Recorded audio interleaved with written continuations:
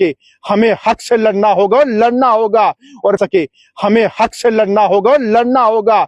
और PSA NSA, आपको पता होगा शहीद भगत सिंह, चंद्रशेखर आजाद, हमारे जो राजगुरु जो थे, वो तमाम लोगों ने भी जेलें काटी है, लेकिन देश आजाद करवाया है।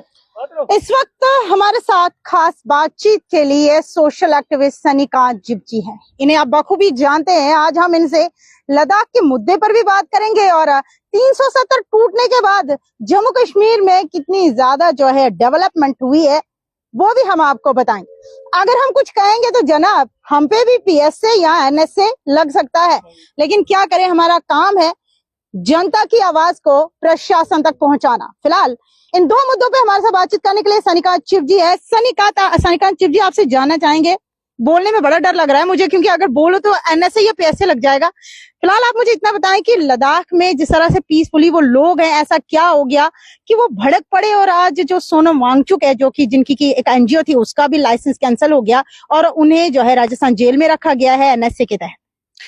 ये सब चीजें देखते हुए, समझते हुए हमें लगता है कि जो सच्चाई है ना, वो हार चुकी है। सच्चाई जो है, सच्चाई को दबाने के लिए जो है एनएसए पीएसए का प्रयोग किया जाता है। और मुझे बताइए, हम अपने हिंदुस्तान के अंदर, एक आजाद मुल्क के अंदर हम बात करते हैं, आजाद हिंदुस्तान के अंदर बात करते हैं अपना राइट टू फ्रीडम की, राइट टू स्पीच की। वो कहाँ है कॉन्स्टिट्यूशन हमारा? जिस कॉन्स्टिट्यूशन, जिस संविधान को लिखा हुआ है और जिस संविधान का 26 जनवरी हम मनाते हैं, उस संविधान के अगर धज्जियां उड़ा रहे हो, अगर उसका दुरुपयोग कर रहे हो, तो मुझे बताइए हमें देश में रहने का हक क्या है? जिस देश में हमारे उन जो शहीद हुए थे 1947 के जो हमारे क्रांतिकारी थे, जिन्होंने देश को आजाद करने के लिए हमारे जम्मू कश्मीर के, पूरे हिंदुस्तान के लोगों को फ्रीडम, आजादी का मौका दिया, लेकिन वो बेचारे, उनकी आत्मा भी रोती होंगी कि आजादी किस चीज की? सच्चाई को दबाने की, या सच्चाई को खत्म करने की और झूठ की राजनीति करने की? अगर आप किसी से वादा करते हो बड़े बड़े एक प्रोग्राम के अंदर या पॉलिटिकल पार्टी के अंदर, हाँ वो तो मुझे पता है कि लीडर है ही झूठों की दुकान, वो तो हमें पता है, लेकिन अगर गरीब गुर्बत लोगों की आवाज या परिवर्तन लाने की कोई बात करता है, अगर हमें अपना सिस्टम और निजाम चेंज करने की बात कोई करता है, अगर कोई किसी के हक की बात करता है, उसको गैर कानूनी माना जाता है। और मुझे बताइए, जब कानून की किताब पढ़ी जाती है तो उसमें यह बताया जाता है कि हक किसको कैसे दिलाया जाए, यह नहीं कि उस गैर कानूनी किताब के अंदर लिखे हुए कॉन्स्टिट्यूशन को मिसयूज कैसे किया जाए। ये चीजें काफी मायने रखती हैं। और हम लोग एज ए ह्यूमन बीइंग होने के नाते, वो चाहे किसी भी चेयर पे बैठा हो, किसी भी कुर्सी पे बैठा हो, जवाब आखिरकार उसको भी देना है, यहां नहीं ऊपर वाले को देना है। लेकिन तब देखता हूं कि कौन से आप ताकत का जो है उपयोग करोगे, या किस तरीके से आप जो है उस ताकत का जो है फायदा ले सकते हो। वहां पे कोई साथ नहीं देगा आप लोगों का। इसलिए जो लद्दाख के अंदर लोगों ने किया है, वो अपने हक के लिए किया है। अगर अपने हक की बात करते हैं तो उसके लिए गुनाह क्या है? आपने उनको बोला कि आपको स्टेटहुड देंगे, आपने खुद बोला वो तो दीजिए। अगर मांगने की बात करते क्यों देते? जम्मू कश्मीर तो बर्बाद कर दिया। और मुझे बताइए, आप लोग यहां नहीं स्टेटहुड दे सकते, देंगे वहां पे भी नहीं। और जो सच्चाई बोलने का आज के दौर में जो वक्त है, वो खत्म हो चुका है। झूठ का सहारा लीजिए, झूठ बोलिए, लोगों को बर्बाद कीजिए, लोगों को बेवकूफ बनाइए, तब आपकी जो है आपका सर, आपका ताज ऊपर चले, ऊपर बढ़ेगा। लेकिन जो लद्दाख के लोग हैं वो गांधी जी के रास्ते पे चलते पीसफुली प्रोटेस्ट कर रहे थे। देखिए, अगर अनएम्प्लॉयमेंट की मैं बात करूं तो आज का युवा इतना बेरोजगार है, जब वो ग्रेजुएशन करके कहीं पे अपना रिज्यूम देता है तो वहां पे उसको कोई चपरासी की नौकरी, कोई सिक्योरिटी गार्ड की नौकरी, और वो भी 12 घंटों की ड्यूटी बताता है, और ये बताता है 10 से 12 हजार सैलरी मिलेगी। इस महंगाई के जमाने में क्या एक पढ़ा लिखा यूथ 12,000 15,000 की नौकरी कर सकता है? और वो नहीं करना चाहता, तो फिर अगर वो अपनी मांग को लेकर प्रदर्शन कर रहा है, अगर वो चाहता है स्टेटहुड मिले ताकि हम भी कामयाब हो, तो उन्हें ऐसे ही अंदर रख लिया जाता। फिर इस तरीके से जम्मू कश्मीर के लोग, लद्दाख के लोग जाएंगे कहाँ?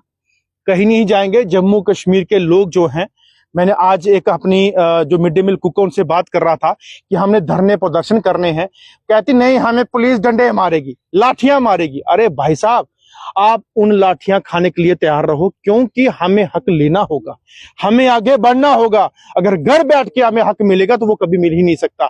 और रही बात नौजवानों की, अगर नौजवानों का भविष्य खराब होगा तो वो कहाँ जाएंगे? नशे की तरफ, ड्रग्स की तरफ, क्राइम की तरफ जा रहे हैं ना, और उनकी मौतें हो रही हैं।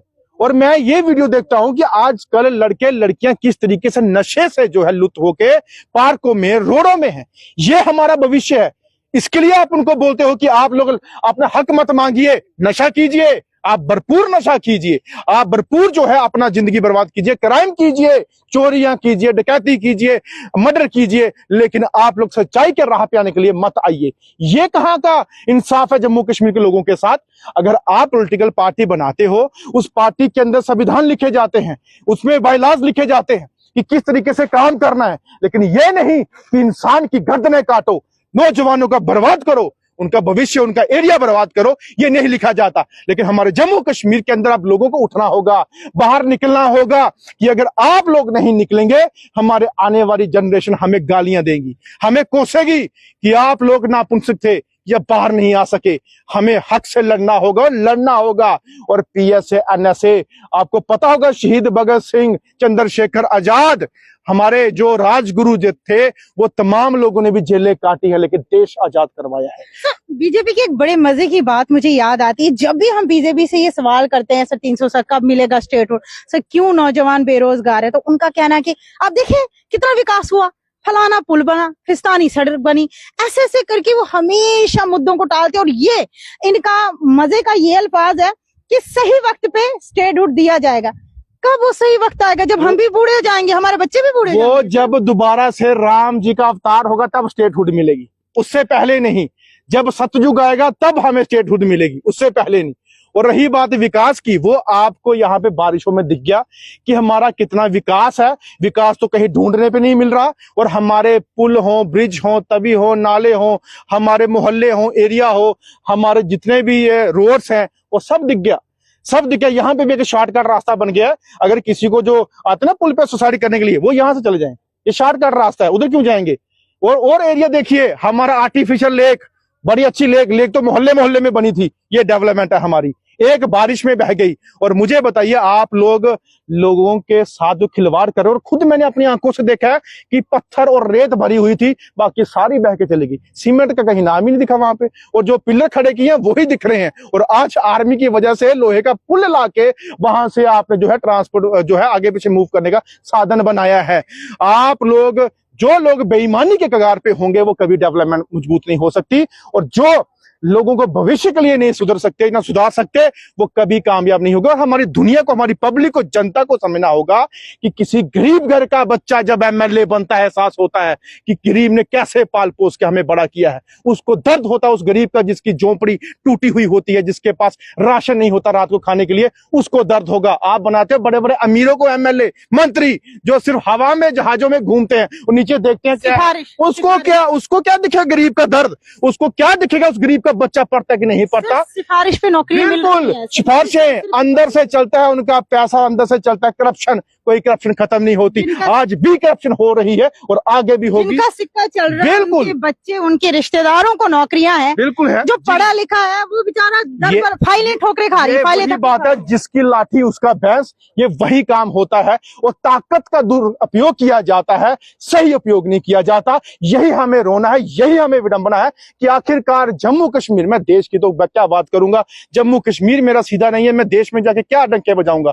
अगर जम्मू कश्मीर मेरा सीधा हो जाए, तब जाके मैं अपने देश की बात कर सकता हूँ, उसको बढ़ाने की बात कर सकता हूँ। मेरे घर के अंदर आंगन मेरा अगर सूना पड़ा है, तो मैं क्या बात की बात करूंगा? मेरा आंगन सही होगा तो मैं बाहर गलियों की रोड की बात कर सकता हूँ। और लेकिन हमारे नौजवानों को, मैं नहीं कहता हमारे बुजुर्गों की बात कर रहा हूं, हमारे नौजवान जो नई पीढ़ी है, उसको सोचना चाहिए कि हम किस बर्बादी के कगार के आगे लेके चल रहे हैं। और आप लोग जल्द से जल्द इस भविष्य को, फ्यूचर को सेव करने के लिए सोचिए और हक के लिए बाहर आइए, वरना जम्मू कश्मीर के नौजवानों का भविष्य अंधकार की तरफ जा रहा है। बिल्कुल सोचना बहुत लाजमी है, क्योंकि जिस तरह के जम्मू कश्मीर के हालात बने हुए हैं, बेरोजगारी इस वक्त अपने अंतिम चरण पे है। और साथ ही साथ आप सबको बता दें, डेवलपमेंट के नाम पे खाली लोगों के मुंह में लॉलीपॉप दिया जा रहा है। डेवलपमेंट है, डेवलपमेंट है, डेवलपमेंट। अगर डेवलपमेंट है तो हमारा युवा रोजगार, जो हमारे युवा का रोजगार है, वो क्यों छीना जा रहा है? हमारे युवा पीढ़ी क्यों जगह जगह पे नशे की ओर जा रही?